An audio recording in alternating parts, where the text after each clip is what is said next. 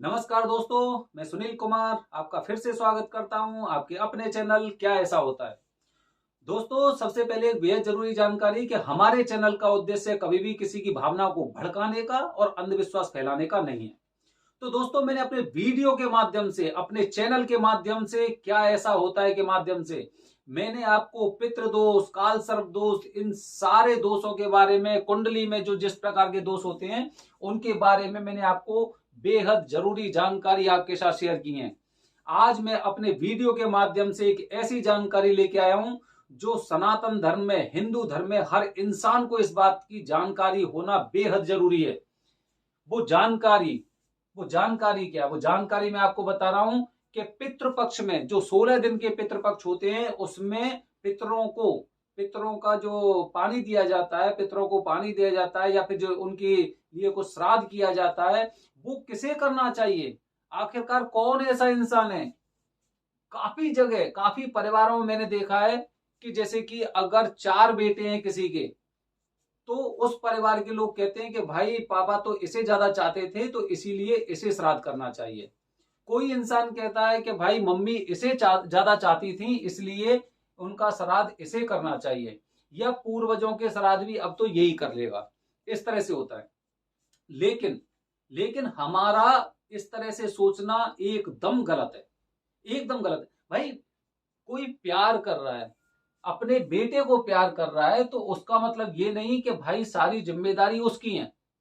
कि भाई उसे प्यार करते थे, उसके नाम से प्रॉपर्टी दे गए, उसके नाम से सब चीज उनके नाम कर दी, घर बंगला गाड़ी सब उनको दे दिया, तो सारे कार्य वो करेगा। मान्यताओं के अनुसार ऐसी चीजें नहीं होती हैं कि भाई जिसके साथ उनका दिल लगा हुआ है वही उन सारे कार्यों को करेगा।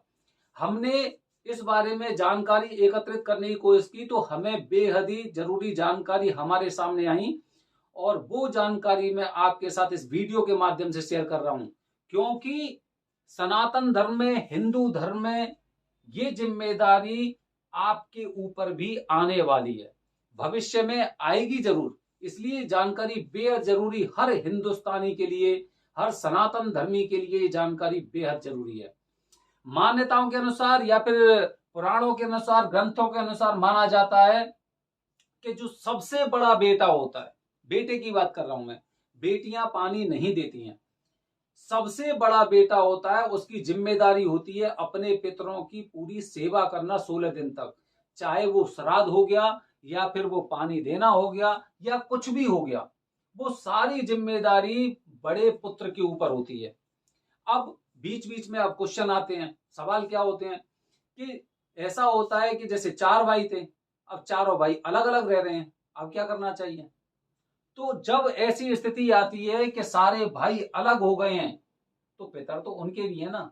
इसीलिए जब ऐसी स्थिति आती है तो सभी लोगों को अलग अलग श्राद्ध करना चाहिए, अलग अलग श्राद्ध करना चाहिए, क्योंकि उन लोगों ने अपने अपने स्थान को बदल दिया है, बदल चुके हैं वो अपना स्थान, इसीलिए सारी चीजें वो अपने आप खुद ही कर रहे हैं। तो इसी प्रकार पितरों की सेवा हर उन 4 बच्चों को, चारों लड़कों को करनी चाहिए। तो इस तरह से पितरों की पूजा या सेवा, आप कुछ भी कह सकते हैं, वैसे सबसे ज्यादा जिम्मेदारी बड़े बेटे की होती है। लेकिन अगर चारों लोग अलग अलग हो गए हैं तो इसका मतलब यह है कि उन चारों को अलग अलग रूप से और पितरों की सेवा करनी चाहिए। अच्छा, जब अगर पूरा परिवार एक साथ ही रहता है, अगर एक साथ पूरी जॉइंट फैमिली में, आप संयुक्त परिवार में रह रहे हैं, तो ये जिम्मेदारी सबसे बड़े पुत्र की होती है। जो सबसे बड़ा पुत्र होता है वो ऐसी चीजें कर सकता है और करना चाहिए। अब उसमें एक चीज और, अलग से एक चीज और ऐड हो गई कि सब लोग, पूरा परिवार एक एक साथ रह रहा है, पूरा परिवार एक साथ रह रहा है। लेकिन क्या हुआ कि उसके 2 भाई ऐसे थे जो क्या बोलते हैं उसे, कि वो कमाने के या रोजगार के लिए वो अपने घर पर मौजूद नहीं रहते हैं, वो कहीं पर भी अपने किराए के घर में रहते हैं। तो उनको क्या करना चाहिए।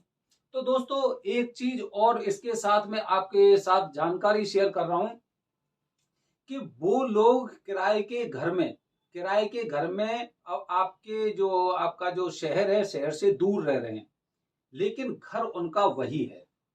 उन्होंने अपना इंतजाम कहीं पे अलग नहीं किया है कि अलग वो पृथक रूप से पूरी तरह से रहने लग गए। कम से कम वो छुट्टियों में आते होंगे, तीज त्योहार पे आते होंगे, शादी समारोह वैसे आते होंगे, कभी छुट्टियां वैसे पड़ जाती हैं बच्चों की तो वैसे आते होंगे। तो इसीलिए घर उनका वही है। अगर वो किराए के घर में रह रहे हैं और अपने घर पे वापस लौटते हैं, साल में 1 2 3 4 चक्कर उनके लगते हैं, तो उन्हें श्राद्ध करने की आवश्यकता नहीं होती है। हाँ, अगर वो लोग बाहर शहर से बाहर और रोजगार के लिए अगर वहां पर गए हुए हैं और वहां पर अपना पूरा इंतजाम एकदम सेट कर लिया, अपना खुद का घर ले लिया, वहीं पे वो दीपावली मना रहे हैं, वहीं पे वो होली का त्योहार मना रहे हैं, वहीं पे वो गोवर्धन पूजा कर रहे हैं, तो फिर उनकी जिम्मेदारी भी बनती है कि उनको भी 16 दिन तक पितरों की सेवा अवश्य करनी चाहिए। तो दोस्तों, मान्यताओं के अनुसार तो यही माना जाता है कि बड़े बेटे को करनी चाहिए, लेकिन अगर सारे बेटे अगर अलग अलग होके रह रहे हैं तो सारे लोगों को अलग अलग अलग उनकी पितरों की सेवा जरूर करनी चाहिए। मैंने शिवपुराण पढ़ी थी। शिवपुराण में मैंने पढ़ा था जो सबसे अंतिम जो उसका खंड था, 7वां खंड था, उसमें साफ साफ लिखा हुआ था कि भगवान और पितर के बारे में कुछ जानकारी दे रखी थी।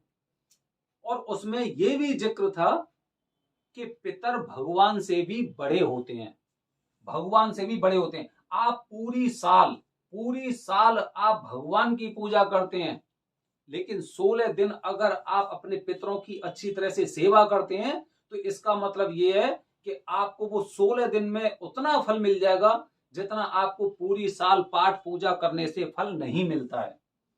इसका एक और मैं वो आपको उदाहरण दे रहा हूं कि जैसे कि अभी एक बंदे ने मुझसे पूछा था कि पितृपक्ष आने वाला है तो क्यों ना मैं पितृदोष की पूजा करवा लेता हूं। मुझे भी ऐसा लगा कि हो सकता है ये तो बड़ी अच्छी बात है, क्योंकि पितृपक्ष में और पितृदोष की पूजा हो रही है, तो पितर तो वैसे भी आते हैं, तो पूजा वो अपनी पूजा का वो फल लेंगे। तो मैंने पंडित जी से बात की तो पंडित जी ने इसके लिए साफ मना किया था। उन्होंने कहा था पितृदोष में कभी भी किसी की इस तरह से पूजा नहीं करवानी चाहिए। मैंने त्र्यंबकेश्वर में पंडित जी से पूछा था तो उन्होंने मुझे यही जवाब दिया था कि पितृपक्ष में कभी भी आपको इस तरह की पूजा नहीं करनी चाहिए। आप अपने घर पर रहिए, पितरों की सेवा करिए।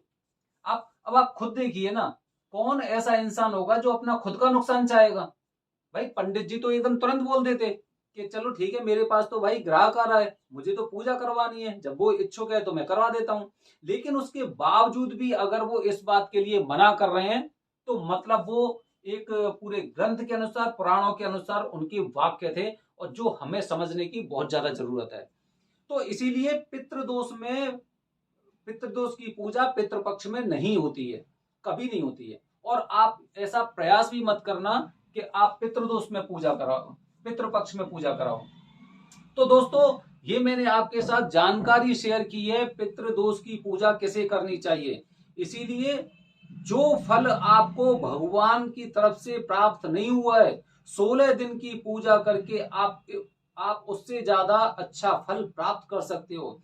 क्योंकि पितरों के लिए कुछ भी ऐसी चीज नहीं है जो वो आपको नहीं दे सकते।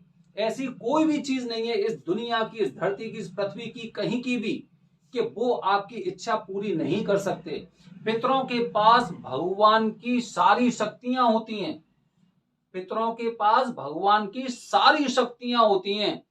और जल्दी फल पाने के लिए हमें पितरों की सेवा करनी चाहिए, उनका उनका श्राद्ध करना चाहिए, हर्षोल्लास से कार्य करना चाहिए। क्योंकि पितर सब कुछ दे सकते हैं, अति शीघ्र दे देते हैं। वो आते हैं और आने के बाद अपना पिंडा लेते हैं। जैसे आपने देखा होगा पितर पक्ष में कौवा वगैरह को कुछ खाना दिया जाता है, तो ऐसे ही वो आते हैं। और ये वाली बात आपने महाभारत के जो अध्याय है उसमें भी सुनी होगी कि जब शांतनु ने श्राद्ध किया था, वो वाली बात भी आपने बड़े उससे सुनी होगी। तो इसीलिए पितृपक्ष जो पितृपक्ष है, पितृपक्ष की पूजा सबसे बड़े पुत्र को करनी चाहिए। अगर सब लोग अलग अलग रह रहे हैं तो सबको अलग अलग उसकी पूजा करने का अधिकार है। दोस्तों अगली वीडियो में आपके साथ लेके आऊंगा कुछ और नई जानकारी के साथ। तब तक हमारे चैनल के साथ बने रहें। धन्यवाद दोस्तों। जय हिंद, जय भारत, हर हर महादेव।